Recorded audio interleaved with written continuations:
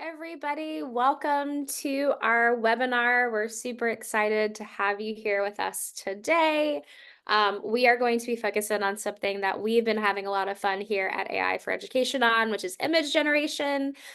We've done a lot of work on kind of text prompts and, really focusing on lesson planning and differentiation.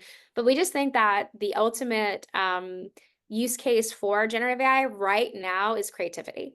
And so we're going to be focusing on all free chatbots that are free image generators. And we're really excited. So we're going to give everyone just another minute to come in. But if you have been here before or your first time, say hello in the chat, say where you're from, what you can let's make sure that everyone has access to that. We do. So say hello, where you're from, where you're coming from. And if you have a favorite text to image generator, share it. Let's know what you use. If you've never used it before, we'll do it together today, but we're just really excited to have you here already. We always love our international crowd, which is super awesome. And yeah, we're going to get started. So Amanda, can you, okay, first of all, we are now going by Amanda and Mandy, which is really funny because we both also go by Amanda and Mandy. But we're going to be Amanda and Mandy DePriest, who is our amazing curriculum and content developer. You want to say hi, Amanda? Oh gosh, we're going to do this. Mandy. Hi, everyone. It's so exciting to be here with you today. We're going to have some fun. Awesome. And so we're going to go to the next slide and we're going to look at how to set the scene. So if this is the first time you've been with us or you've come here before, or you're watching it at home on a recording, we want you to really get involved. So we love the fact that everyone's saying hello already. And just a short introduction. We want you to also just try it on. This is such a cool opportunity to prompt with us.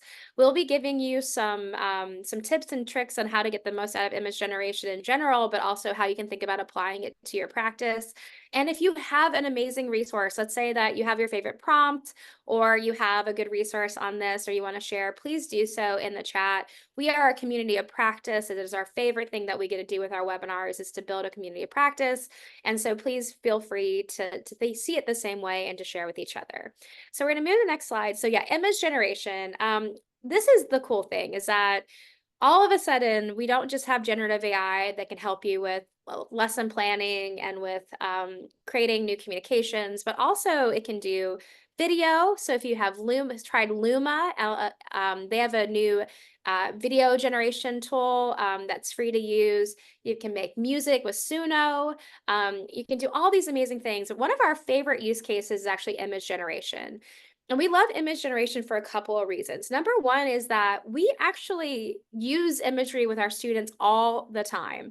And a lot of times what we have to do is go to the internet and scour, oh gosh, Google Images, to find the right image, or we're trying it on Canva or all these things. And often these images don't actually really fit what we need just in general. So that's one, but also the opportunity to start really driving creative thinking in your classroom can be so kickstarted and absolutely supported by image generation. So what we really love to do is think about it as ways in which you can transform lessons into creative tasks. So Amanda, do you want to talk a little bit about Matt Miller's approach in his language classes? Yeah, he was just on the Generative Age podcast, which is great. Give it a listen, talking about how he used it with his Spanish language students to use as a visual writing prompt. So they would have to describe the image in Spanish based on, what they were learning, but he was able to really customize it based on what they'd been studying. Or, you could use this where the students are creating the prompt as well, trying to get a specific image in the other language, using a prompt and an AI image generator. So there are endless applications. We're going to look at some other use cases later in the webinar, but it's a great opportunity not only for you to exercise your creativity, but also for your students as well. Absolutely. And I love this idea of also taking a creative writing prompt and having the kids come up with their own image and then have to write about it, because these image generators are wild. They're so interesting and sometimes they're really unexpected, which we'll see in a moment. And so there's that opportunity to have them do both sides, the creative side of building what they're going to be talking about or writing about, and then actually doing it. The second is engaging students with custom images. Let's say that you're an elementary school teacher and you're doing some work on the ABCs. What's the kids' interest? Are they into their school mascot? Are you focusing on the environment or climate? Like, you can actually create custom images for the ABCs for students themselves, even for your classroom, but even down to the individual student. You can also think about making learning visual. That could be in two ways. That can be in you helping to create images to do that, but also students being tasked to actually show their thinking in visible ways. So having them use image generation to explain how they're feeling. So Mandy had a great idea for one of our PDs, which was for an image generator. We just learned about a whole day on generative AI and everyone's brains were going. And so we had a prompt of create an image that expresses how you're feeling right now. And what was really interesting is we had some people, the one that won in this case won was an image of one of the leaders that had a really excited version of herself and a really confused version of herself. And what it showed is that there was this like real excitement, but also that she was struggling to really understand how to do this. And so something like that is making her thinking visible. It's very evocative of what's going on. And it's something that can be really, really beautifully a companion, not just to us, but also to students that potentially are nonverbal or struggle with that, with actually expressing themselves through language. You can do that through image now. And the last thing is, of course, one of the things that really can be helpful always is that with generative AI, you can have time saving. Like we talked about, going into Google Images and trying to find that perfect image could take you a long time, or you can spend about 10 minutes fooling around with one of these image generators we're going to look at in a moment and start to build those images much more quickly. So that's what we think about using it. If you have a great use case, put it in the chat. I know that we're sharing what we like, but also if you want to share like a great use case, please do that right now. So we're going to go to the next slide and we're going to talk a little bit about how they work. And so just like all generative AI is going to work by taking an enormous amount of data. In this case, image generators look at stock photos primarily, or the images that we put on social media, pretty much all images that are available on the internet. And what it does is it creates through a neural network, it's trained on these images. And essentially the images are like, here is a cat, which we'll look at later. And then like it'd be a picture of a cat and then a word of a cat, and they do self-supervised learning. And then over time, this is the models are able to not just identify the idea of like create a cat, but also use a cat as a part of a bigger whole in some cases. So actually creating an image around that. We have this happening, and then what that does is that based on the prompt that you give it, so it still matters how you prompt the tool. The model, or the case of this, we can talk about the image generator, are going to use a diffusion approach to structure the image. So what you're going to actually see is on the very, like on the, and you see that, what is that? Is it a It's ram? a Karate Kid, Amanda. Oh, no. Oh, man. Our first pun day, everybody. A Karate Kid. I Uh, came up with that myself. you did I was proud of Everyone give myself. Mandy a high five. How funny is that? Our Karate Kid, you can see that the diffusion model is actually building this out of pixels. So you can see that this noise is building it pixel after pixel after pixel. And that's why it takes a little bit of time. Like if you hit your prompt, it is actually taking this tool, and then what it's doing is like actually creating pixel, pixel, pixel. And then you have your Karate Kid, which, man, I'm glad I didn't know that before that. That's so funny. But it is interesting. So if you think about a correlate between a text generator where it does every word is the next, in an image generator, it's going to be every pixel. And we're going to start to see that over time, this will get faster and there'll be different models. But right now, if you think about the way these work, is that all that training data, it creates this these understanding of what you're asking for through your prompt and its training, and then it's building that image through pixels itself. Next slide. So I'm going to hand this over to Mandy. And so I know these have already been dropped, all of these, but do you want to kind of talk through the different models you can use?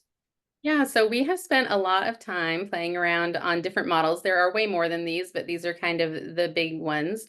And so all of these are free or accessible in some way on a free plan. So we wanted to point them out. Ideogram is one of our favorites. It is very strong in these kind of detailed photorealistic renderings. It can get into fantastical imagery as well, but it's really great with text, which we'll talk about a little later on, can be tricky for AI image generators. So if you want to generate something where someone's holding up a sign or has a speech bubble, ideogram is the way to go. Dolly is incorporated into ChatGPT 4.0, so you can access it there. We'll demonstrate that a little bit later too, but you can get really great images from it. Google Gemini gets a little rocky with their images sometimes. They got in a little trouble recently, you may have heard. So they're not currently generating images of people, but they can still do all of the other image styles and non-human elements. Sometimes Gemini forgets that it can do pictures, and I have to remind it.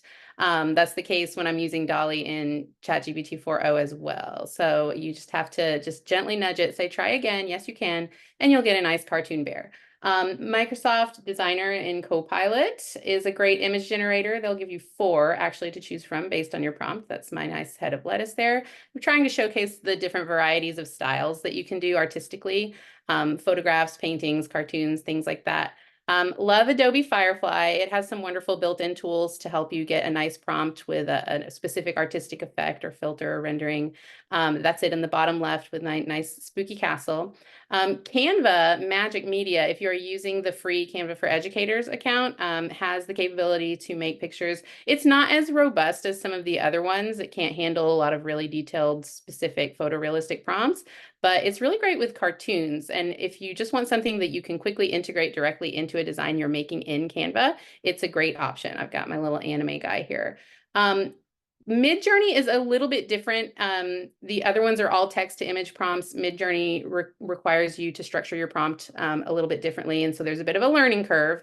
But if you can get into it and play around with it, you can get some really incredible photorealistic images. People love Midjourney. So we're not going to super emphasize it in this training because it does have that kind of threshold to entry, but you can't do an image generation webinar without mentioning Midjourney. So we just wanted to throw it out there as an option if you are comfortable with a more advanced tool. And then Leonardo.ai is another one. It's really great with people. Sometimes for me, it struggled with non-human things, but its faces were always really strong. I've got Henry VIII here talking on a smartphone, and I was really happy with how that one came out. So you may know some other great image generators. Drop them in the chat if you use something else that you love. These are kind of the main ones that we wanted to focus on. Absolutely. And I want to just show that I have, if anybody went to ISTE, this is Adobe Fireflies. You can see this is Stardust. He's got a cute tail. So Stardust is actually, there we go. I love how Amanda's like, no, we have to show it. I'm very excited about this. These are in very strong demand. I think I got 1 of 20. But Stardust also is a companion within Adobe Firefly, which is free for teachers. Is kind of their assistant. But I think that if we go back to the slide, I do appreciate that you came off. What you can see is a couple of things. One of the things I just want to point out is that Mandy and our team has gotten really good at this. And so we have seen like the fact that we can start to update and kind of have some funny, slightly cool, slightly silly things that we infuse into our professional development. But it actually, we're going to teach you how to do that. And so that you can start to think about like the level to which we're going to pick what we use is going to be probably more specific that you are if you're just getting started.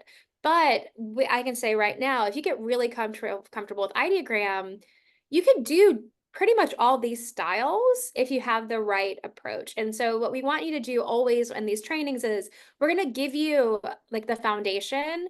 But if you want to start with one that you feel comfortable on, and then you can expand. You don't have to use all 8 of these, but just use one and learn how to use that well, because it will translate to the others. So we're going to actually show you what's available. Like I said, here at AI for Education, we are equity focused. We will never train you on anything that you have to pay for. So Amanda, you want to take us through these pieces?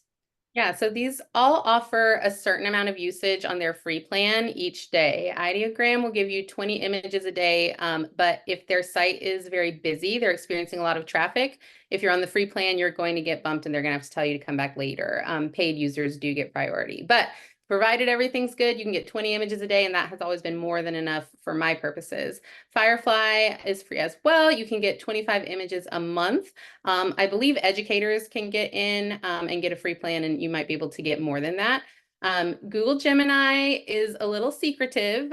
They do have image limits, but I could not ever find an explicit statement of what that is. They just tell you when you've reached it. So I think it probably varies based on usage each day. I've never actually hit it myself, and I always do images in batches, like, 8, 10, 12 before, and I've never run into an issue. Copilot and Canva Magic, again, have no stated limit, but I'm sure they'll tell you when you hit it. I've never hit it myself personally. Midjourney, if you dive into that realm, will give you 15 images a day. And then Leonardo operates a little differently. They have a token system where on the free plan, you get 150 tokens per day. All the images I've created on Leonardo have been 14 tokens, but that seems like kind of an odd number. So I'm wondering if I gave it maybe a really elaborate prompt, it might charge me more tokens. But with those 14 tokens per image, I can get easily 10 images a day. And again, that's always been more than sufficient for my needs.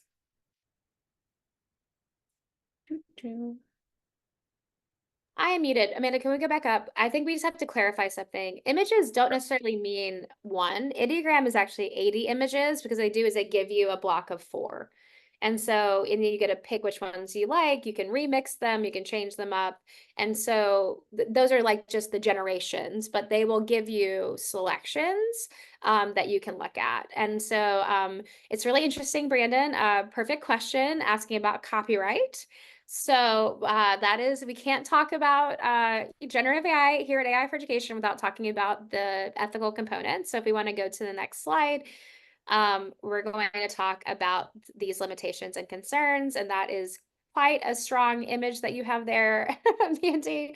But we'll first is just always bias, and so stock photos are incredibly biased. If you go to a stock photo and look up a teacher, you're going to see a lot of teachers looking exactly the same way with the same types of classrooms that are going to have inherent bias.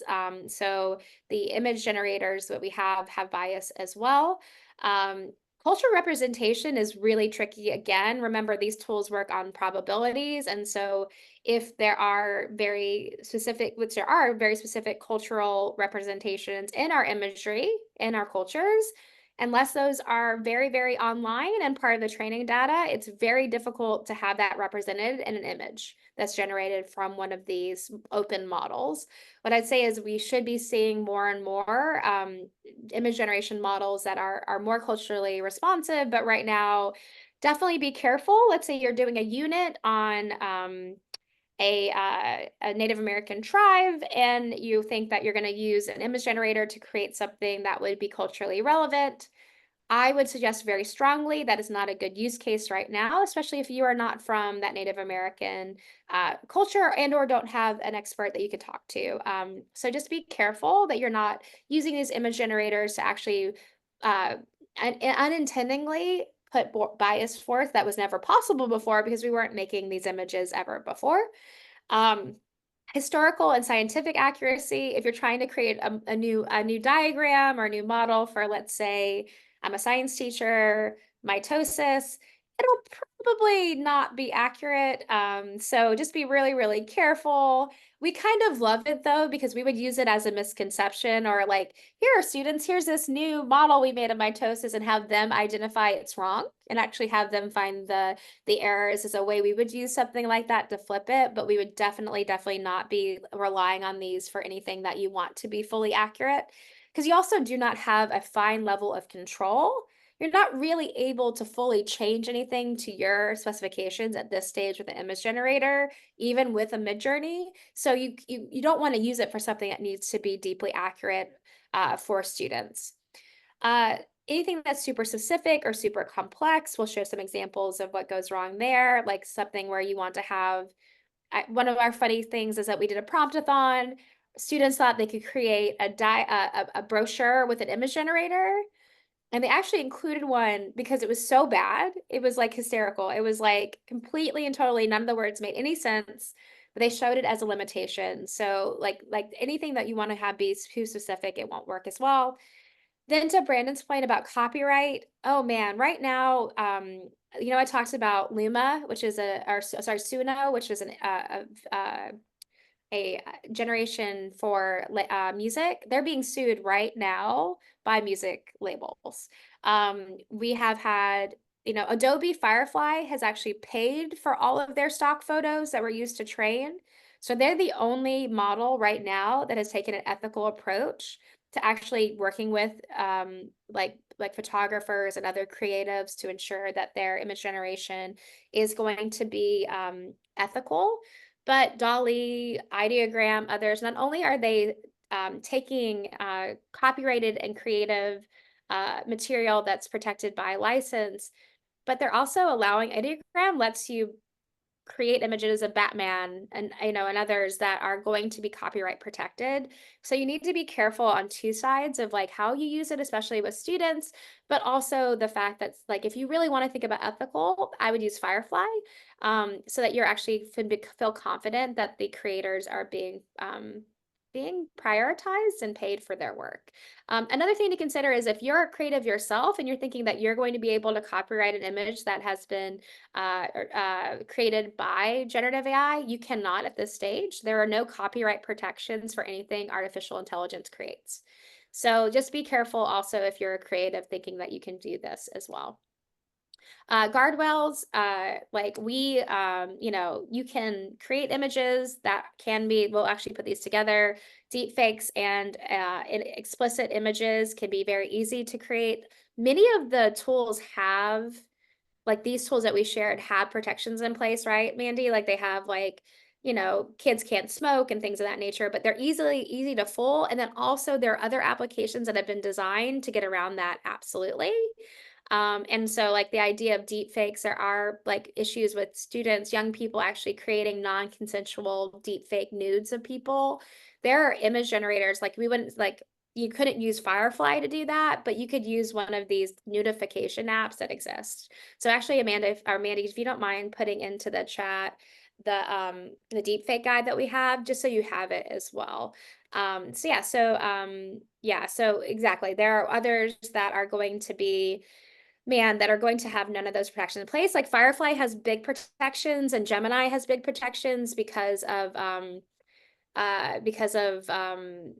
they're actually like trying to be ethical and sometimes even too much. Like Ben Franklin really isn't copyright protected. I mean, but what I will say though is that on the other end, you have these open playing fields that can be really, really difficult. So we'd always suggest if students are using these tools to teach them about the ethical components as well. So we're gonna shift into an example of bias. Mandy, you want to talk a little bit about this? Yeah, and if Dan's handy with that deep fake link, I'm trying to pull it up and I'm have too Yeah, many tabs. Dan, if you don't mind dropping it in, that'd be awesome. Yes. But so just as kind of an illustration of bias and how it's present in these images, I went to 4 different tools and these are the prompts that I put in. This is the only thing. And I asked for a talented doctor, an ambitious CEO, a successful lawyer, and a great teacher. And if you notice, they're all fairly similar to the point where 3 of them are even in the same pose. We all have white males. I see a woman in the background, kind of blurry there. I think this doctor probably moonlights as a teacher because this looks like the same guy to me. Got the same haircut, the same facial hair. And to be fair, Adobe Firefly did give me, like Amanda said, it gives you 4, and 2 of the 4 were women, but this guy was in here, so I wanted to put them up. So this is just an example of how its default is to go to what it has seen the most of, which for most of these models has been white male between the ages of 18 and 35. So when I'm wanting to make sure that the content I'm creating is diverse, I have to specify a specific race or age or physicality that I want to make sure is included, which feels a little squicky itself. So I am looking forward to the day where we are able to update training data and get these models to be a little more inclusive. Yeah, I mean, you were talking, I remember we were trying to like make diversity like a bigger part of the presentations that we do, that you're having like body diversity, right? You said Mhm. you're struggling with even having people not be like the thinnest people, the thinnest model people, right? I specifically started asking for people to be chubby, because then I would get like a normal looking person instead of an emaciated skeletal waif.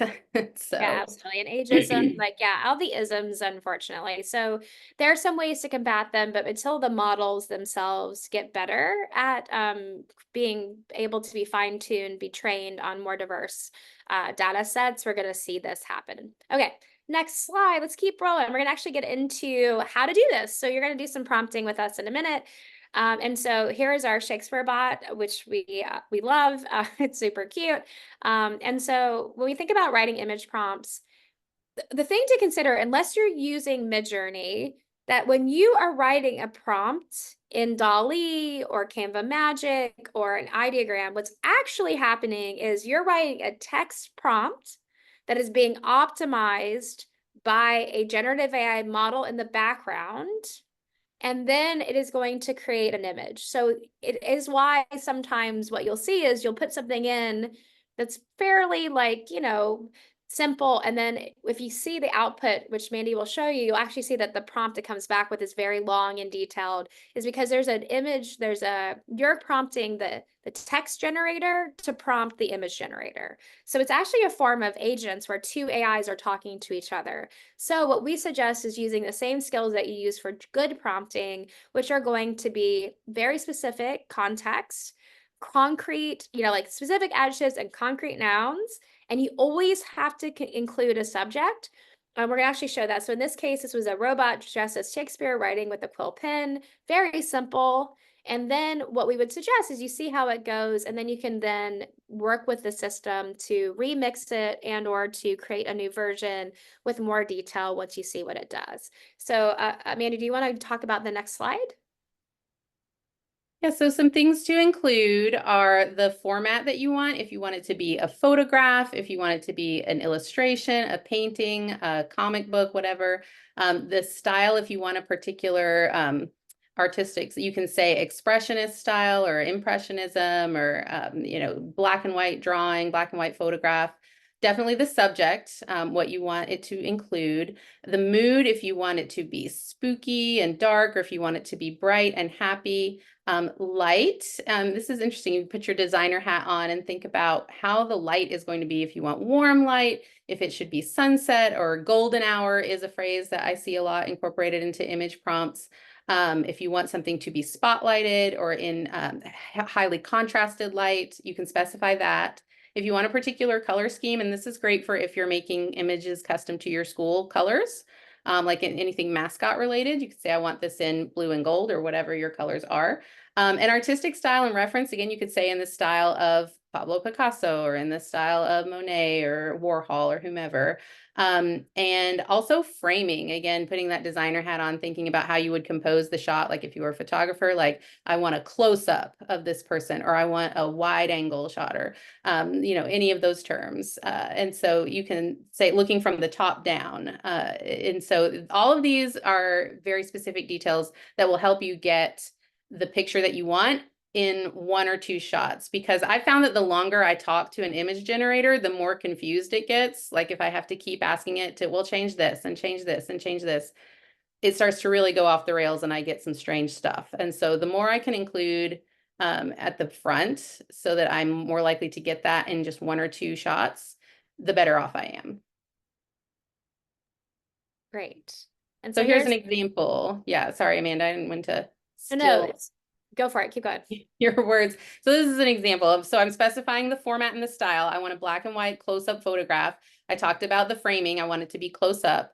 I want it to be a chessboard in the middle of a game in the style of a Nikon D6 high shutter speed camera, which is something I saw on a website. I do not know anything about photography, so I assume that is a very good camera.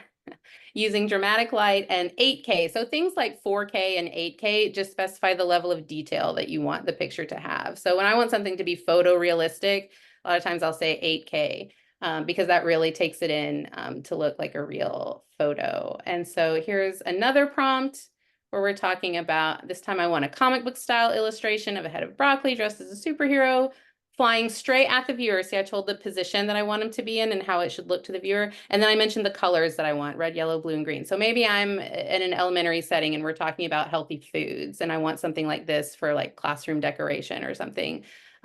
This would be a good way to get it. And then our third example, specifying an artistic style and an artist. I want a surrealist painting in the style of Salvador Dali, giant spoons and forks. This is what I want.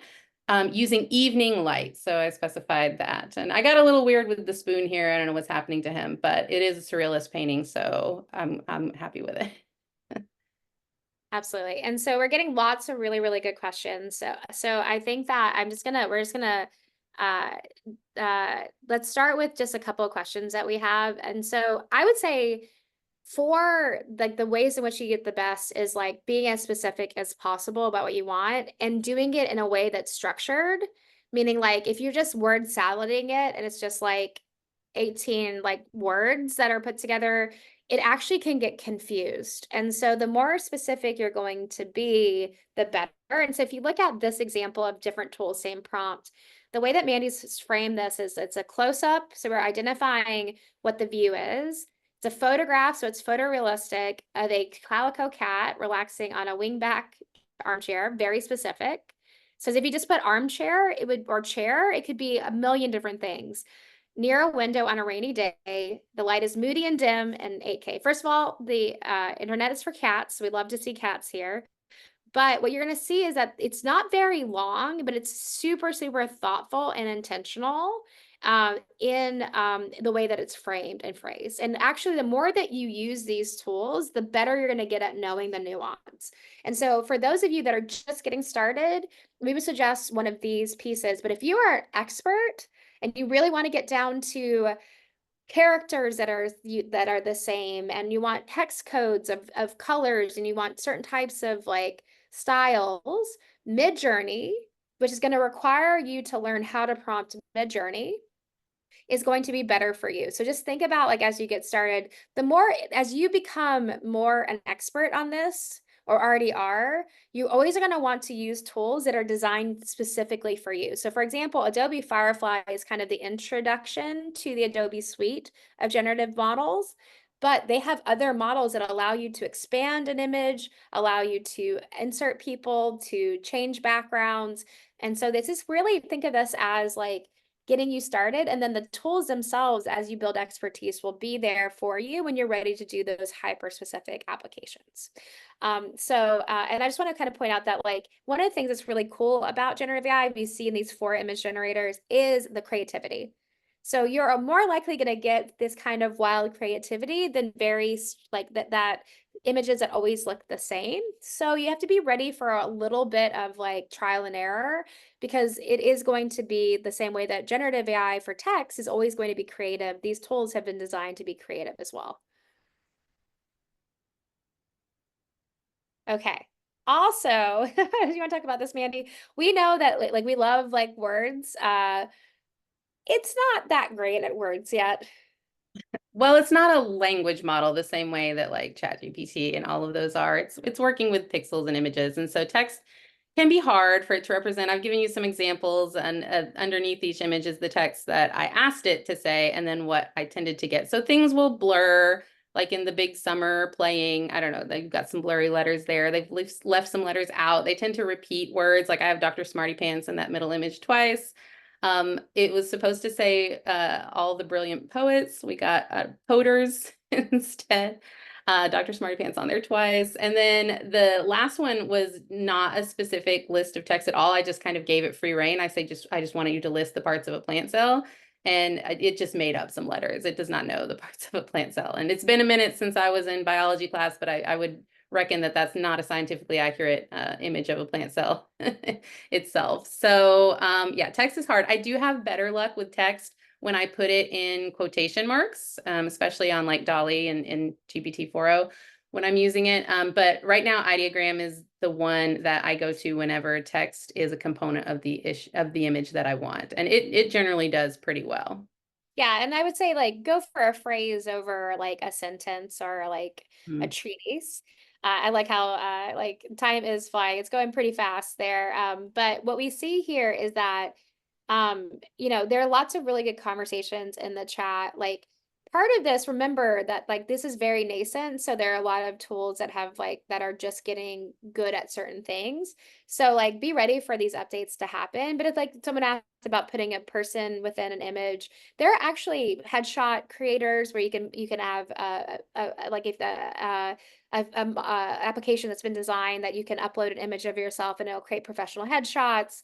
There are ones like Dolly has released a couple things that are really interesting. You can go to a part of an image and actually change it that's been created. And you can start to characterize where you have characters, like you, not characterization in terms of like linguistic, but you can actually have a characterization where characters are in the same panels going forward in the same images. So there are these really cool ways that we're going to start to see more interesting use cases. Although at this stage, they're all a little bit unreliable. Okay, so now we're gonna get started. So we'd love actually to do this with you guys. So we'd love for you to put in the chat a couple of things. We're gonna ask you to give us what you want us to create an image of together. What are we gonna use first? Which model are we gonna use? Should we do Copilot since that's the one I've cited on this? Yeah, let's do Copilot. We're going to show you a couple of what this looks like. And if you've already done this before, like hang out with us for a little bit. If you have tips and tricks, that would be great. We just want to make sure that we show everybody how to actually use this. So if you want to put some ideas in the chat, nice, please be nice. But there are like if anybody has an idea or anything that you want to do, like is there a character, a place, Mount Rushmore? Love it, Curtis. An adventure book for him. Oh, we love this. We actually see that one of the use cases is students creating their own books, but also parents creating storybooks, which is really awesome. So we've got a tuxedo cat reading a book about cats. I love how it's always like cats and dogs. So let's include Mount Rushmore somewhere, Mandy. Let's do a dog, but let's have the dog read a book about cats. Let's make this about unity. Like, absolutely. And we'll definitely show some of these like extra cool things about being able to specify it within the model as well. I love how why it's always cats, everybody. Why is it always cats? What We about love a cats. zebra? The internet is for cats, like you said. So Copilot will make you be logged in to create an image. If you are just using Copilot without logging in, you'll have to create an account. But it does give you these four, Oh and my hey, God, how cute. that's adorable. It is pretty. You want to open them up a little bit. They're a little hard to see. And this is where you actually can see like a couple things that you'll be able to do is that you can, like, how cute is that? But what you can do is you can actually now start to like change up the style on the bottom. You could add, it says add a squirrel peeking from behind the book. I don't know why I thought that would be good. That's not something I'm interested in. But you can start to change the style here. And You so also have these options to like pixelate it, exactly. turn it into watercolor, whatever stylistic device you could desire. You do have to Yeah, wait a minute. absolutely. And so this was to Fang Fang's point that sometimes you can do in the style of Pixar, in the style of that are actually designed as part of it. Oh my gosh, how funny is that? Oh my gosh, how cute. It says the dog most Rushmore like on the book with his little professional cat on it. But this is an example, and then Mandy, we can show like kind of the other features too. You can share, you can edit, you can You can download. download it. Yeah. Yeah. And we always love, if you're thinking about transparency with your students and staff, we always like to put like the same way that we put underneath every image where it was designed. We like to put it there the same way that you would cite a piece here. And so I think that these are really great examples. Why don't we show, would you want to show ideogram now? Or so let's do another one. Uh and thanks to everybody, like actually, like people are starting. I know we're coming up on time, but let's actually look at another one. I saw a good one. So Madria, I probably said your name wrong. I'm so sorry. Her school is named after a kingfisher. So maybe we can have it be she was see, I don't know if we can do a color like a coloring book approach to a kingfisher bird swimming. We can maybe try that out. And so ideogram, you can either set this private or not. And what you're going to notice as Mandy's doing this is that the auto is, remember we talked about it's actually prompting the image generator. That's what you do with auto. If you have it off, you're going to use it like you would Midjourney, where it's like very specific, but you can change the ratios, you can change the style. We'll actually look at that again. It's going to take a little bit of time. So maybe while we're doing this, can you actually just open up that again? Let's open up another like piece where we can actually look at, I want to just to show those components, what you can do. Maybe if you can go to your gallery, Mandy. Okay. So what we're gonna do is look at what, woo! Don't Let's judge go, me. let's go to, oh, this is Mandy on the beach. She's just on the beach. Let's go to Mandy on the beach, that one. I love it so much. How cute. This one I asked for a teacher on summer vacation. Love it. And then what you see is the prompt. You see the magic prompt is what it's actually prompting the image generator. But what you can do is you can retry it. You can remix it. If you go to remix really quickly, do you mind opening that up? This is where you can like change the image weight if you want to look like it, but this is where you can change the style of photo, illustration, etc. So just know that not only do you create the image, but then you can also adapt it as well. And so for the same styling for Curtis and Fang Fang, there are a couple that you can. I would say that right now, the goal for Doll-E is it to have the ability to have consistent characters. So you can definitely try with that, but it's going to be a little bit hard to do that. So just know that like there are this, remember, early stage, we're at the very earliest stages of this work, but here you go. We have our, it's not quite a coloring book I version. probably should have specified I want a black and white outline. Yeah, so what we could do is we can go back and we can do that, and we'll do that in the background as we go forward. But she's actually going to now go back to the image itself. So if you just like click on the one we like right there, This she's one or the yeah. teacher? And then this one, we'll do this one so we can do like a coloring book. And then what we're gonna do is go to remix, and that's where we can change it to black and white and try that out. Let's say black and white outline. Maybe in a coloring book style. Or line art, that's a good idea, Nathan. Okay, I'm gonna put that at the end here. Okay. So this is just an example. It's going to make you wait because of that the image generation actually is quite expensive for the companies themselves.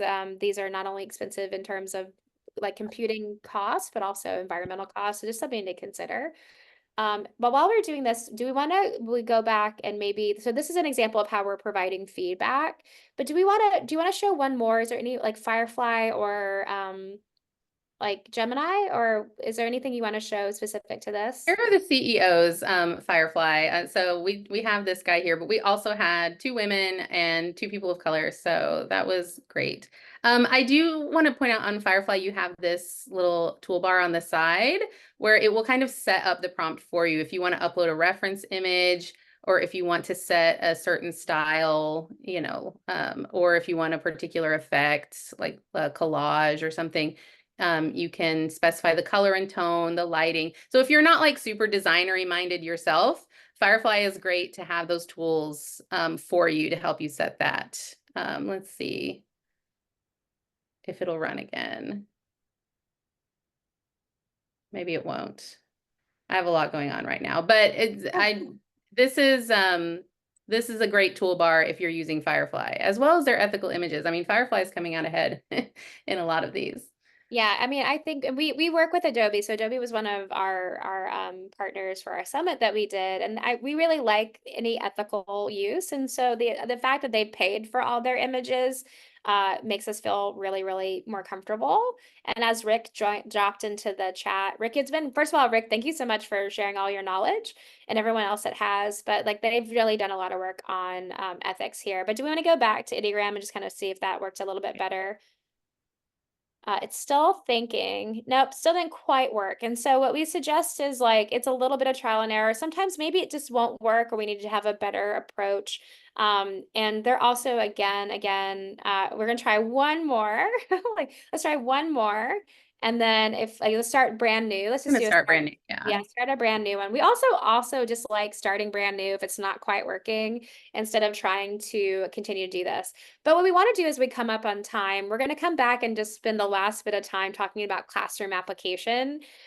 We always want to challenge you, everyone here, is to try.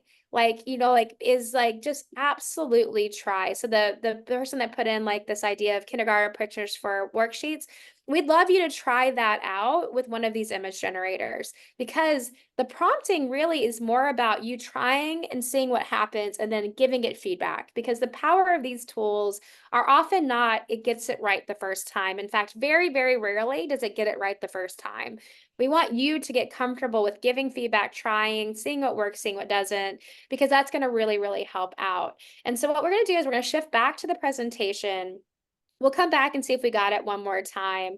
But let's actually talk a bit more about the actual use cases for the classroom. And so what we have here is like lots and lots of examples. We have things like illustrating a story. So thank you, Feng Feng, for actually putting it into the chat, a storybook creator. I can tell you right now, the cool thing that's happened is two things. We were in a training very early on in October of our work, where an instructional leader actually brought in a picture book that a fourth grader had actually built. And so a little bit of like, he wrote it with ChatGPT and then illustrated it. But he came in, it had a title, a cover page, and it said the authors were the young man and ChatGPT. And what it was like a full, he had bound it and he was so excited about it, which was really, really cool.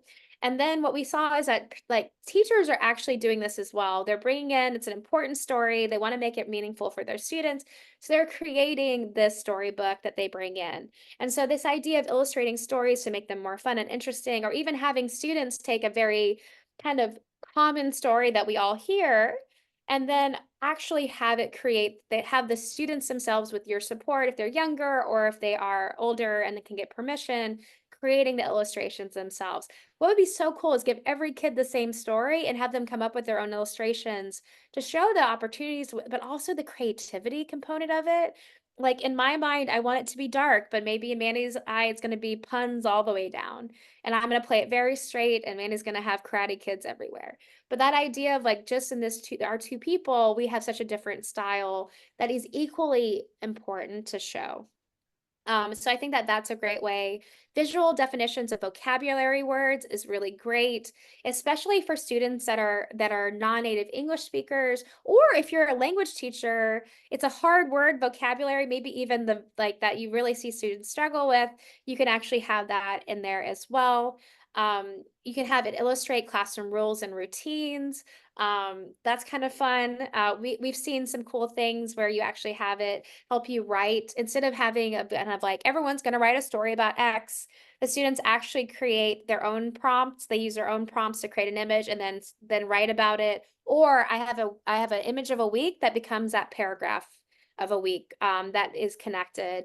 It could be like cats in space playing Parcheesi, something like that. The kids have to create a dynamic story about how they got there or about setting or something else.